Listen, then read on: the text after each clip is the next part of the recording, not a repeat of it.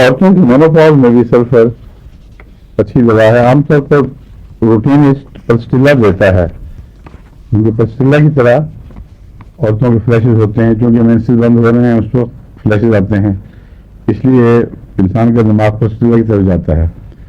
مگر خالی پلسٹیلا میں نے کافی استعمال کر کے دیکھی کہ مجھے خاص اس کا فائدہ نظر نہیں آیا. لیکن بیلاڈونا اور پلسٹیلا ملا کے دیتا تھا تو اس سے فرق زیادہ پڑتا تھا.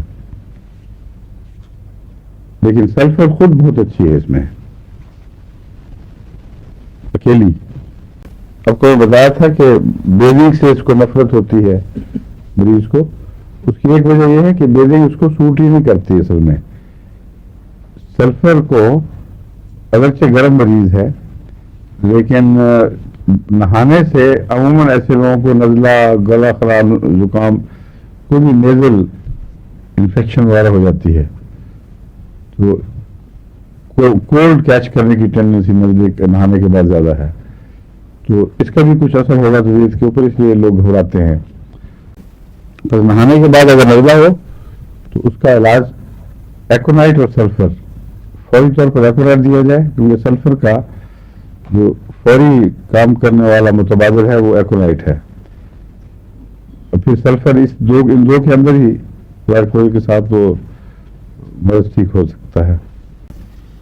لیگیسیز کی طرح اٹھنے پر بھی تکلیف, یعنی سونے کے بعد تکلیف, لیکن سونے کے دوران بھی تکلیف ہوتی ہے. سونے کے دوران جو تکلیف ہے یہ جسمانی تکلیف نہیں ہے بلکہ انفیکشس ڈیزیز جو مواد خارج کرتی ہیں اس کے نتیجے میں ذہن پر اثر پڑتا ہے. تو سلفر کے سونے کے دوران جو تکلیفیں ہیں, مثلا کہیں بھی پس بن رہی ہے, کوئی انفیکشن کا سینٹر بنا ہوا ہے, تو جو ڈسچارجز کرتا ہے تو اس سے مریض بے چین نیند سوتا ہے, سخت ریونگ شروع کر دیتا ہے بعض دفعہ, اور اٹھتا بھی ہے تو اس کو سکون نہیں ملتا. یہ سلفر کے اندر جو انفیکشن کے مادے ہیں ان کی وجہ سے ہوتا ہے. لیگیسیز میں ہر تکلیف بڑھتی ہے سونے سے, یعنی سوتے ہی دم گھٹ جائے گا, مثلا کلچ کرے گا انسان ہاتھ کو, دل پہ کوئی تکلیف محسوس ہو.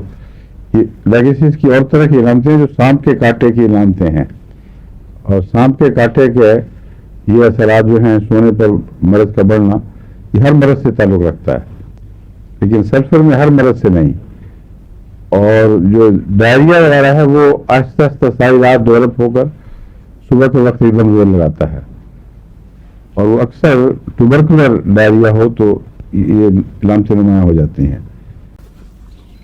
شنگلز میں یہ سلفر اچھی دوا ہے جو نکلتے ہیں نا رگوں کے کناروں پر,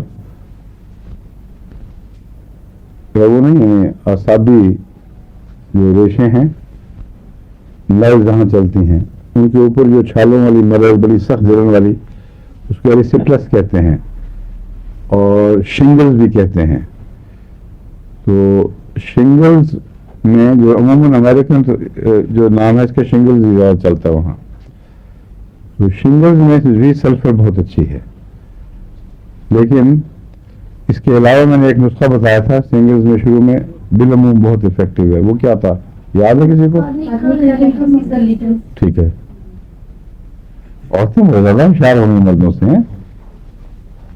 کیا بات ہے, کئی شرم بات ہے.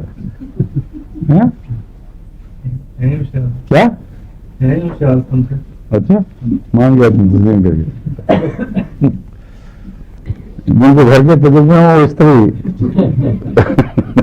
تسلیم کرتے ہیں فوراً بات. ایکسٹریمٹیز سے اگر گاؤٹ اندر کی طرف منتقل ہو یا دل پر اثر ڈالے تو سلفر کھانے سے گاؤٹ میں ایگریویشن ہوگی کناروں کے اوپر, یعنی پاؤں میں, انگلیوں میں, لیکن نقصان دہ نہیں ہے. سلفر میں خوبی یہ ہے کہ اس کو دھکیلے رکھتا ہے وہاں, تو صرف جلد کی طرف ہی یہ بیماری کو نہیں نکالتا بلکہ ایکسٹریمٹیز کی طرف بھی نکالتا ہے, یعنی ہاتھ پاؤں کی انگلیاں وغیرہ اس سے متاثر ہوتی ہیں. یعنی اور یہ فائدہ مند علامت ہے، نقصان دہ نہیں ہے۔ اگر سلفر کے بعد گاؤٹ ہوتا ہے تو اس کا مطلب ہے کہ وہ اندر خون میں پھر رہا تھا، سلفر نے اس کو صاف کیا ہے اور گاؤٹ بڑھ گیا ہے، نمایاں ہوا ہے۔ اور بعض دفعہ اتنا نمایاں ہوتا ہے اس کا اثر کہ مریض کو آپ رات کو سلفر دیں تو آدھی رات کو اس کی پاؤں کی درد کی وجہ سے، گاؤٹ کی وجہ سے آنکھ کھل جائے گی، تو ایگریویشن اور سلیپ بھی پتہ لگ گئی، اور اس کا جو مادے کو باہر نکالنا ہے وہ گاؤٹ کے مادے کو جلد پہ نہیں نکالتا بلکہ ایکسٹریمیٹیز کی طرف دھکیلتا ہے۔ ایکسٹریمیٹیز سے مراد ہے ہاتھ، پاؤں، انگلیاں، کنارے جو جسم کے ہیں،